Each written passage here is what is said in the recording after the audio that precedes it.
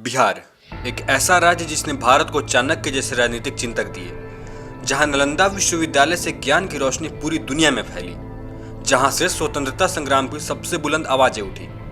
कभी भारत को दिशा देने वाला यही बिहार आज बेरोजगारी, पलायन और राजनीतिक अस्थिरता के चक्रव्यूह में फंसा हुआ है। लेकिन अब तस्वीरें बदलने की उम्मीद फिर से जागी है।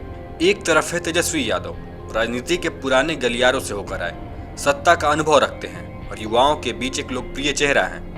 दूसरी तरफ है प्रशांत किशोर, जो व्यवस्था को भीतर से समझते हैं और अब उसे पूरी तरह पुनर्निर्माण करने का सपना लेकर निकले हैं। और तीसरा नाम जो अब हर बिहारी युवा की जुबान पर है, मनीष कश्यप, एक पत्रकार से जननेता बनने की राह पर, जो कहते हैं अगर कोई बिहार को बचा सकता है तो वो है उसकी सच्चाई।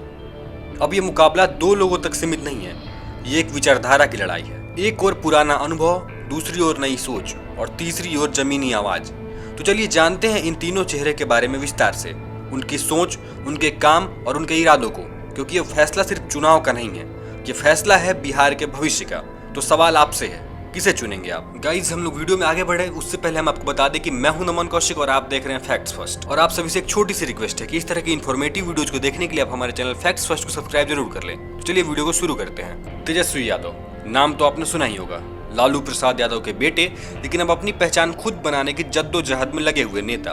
बिहार की राजनीति में उन्होंने बहुत कम उम्र में कदम रखा, क्रिकेट छोड़कर सियासत तक बल्ला थामा और 2015 में पहली बार उप मुख्यमंत्री और स्वास्थ्य मंत्री बने। तब उम्र सिर्फ 26 साल की थी, लेकिन जिम्मेदारी बढ़ी।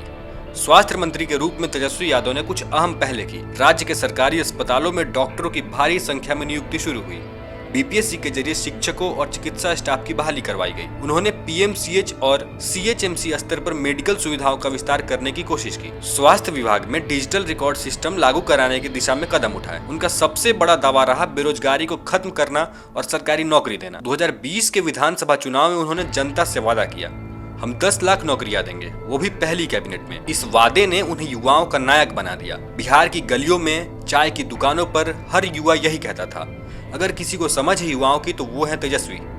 लेकिन राजनीति में सिर्फ वादे नहीं चलते, उनकी छवि पर कई बार सवाल उठे। भ्रष्टाचार के मामले, पारिवारिक राजनीति के आरोप और विपक्ष के साथ कटु भाषा का इस्तेमाल। फिर भी तेजस्वी यादव ने अपने पक्ष को मजबूती से रखा।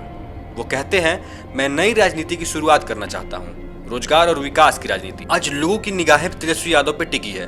क्या तेजस्वी बिहार को उस दिशा में ले आएंगे जहां से राज्य कभी चमकता था? अब बात करते हैं प्रशांत किशोर की। कोई पारंपरिक नेता नहीं, न जाति का सहारा, न परिवार का नाम। एक ऐसा चेहरा जिसने देश की कई सरकारों के लिए चुनावी रणनीतियां बनाई, लेकिन अब खुद बदलाव का हिस्सा बनना चाहते हैं। उन्होंने शुरू किया जन सुराज आंदोलन। इसका मकसद है राजनीति को जड़ से बदलना। नेता जनता से निकले और सरकार लोगों के लिए काम करे, ये इनका सपना है। प्रशांत किशोर कहते हैं, बिहार की सबसे बड़ी समस्या है पलायन। यहाँ के लोग अपनी मिट्टी छोड़कर रोजगार की तलाश में बाहर जाते हैं।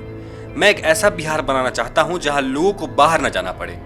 इसके लिए उन्होंने एक विस्तृत योजना बनाई है।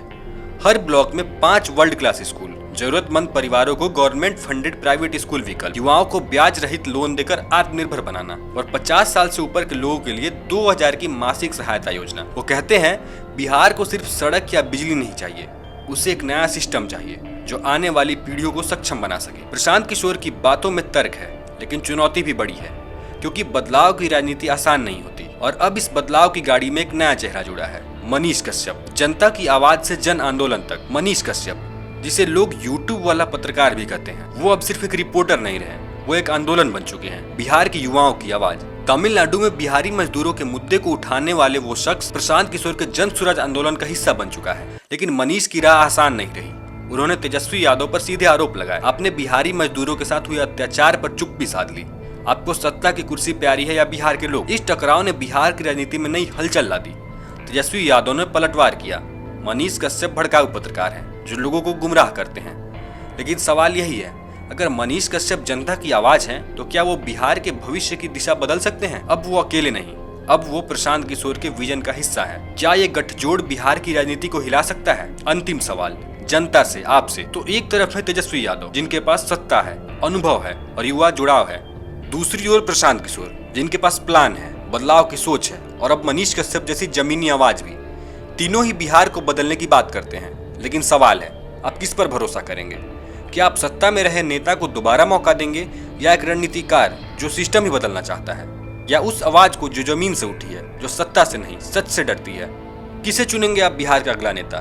तेजस्वी यादव, प्रशांत किशोर या फिर मनीष कश्यप? सो गाइस, ये थी आज की वीडियो। उम्मीद करता हूँ कि आपको पसंद आई होगी।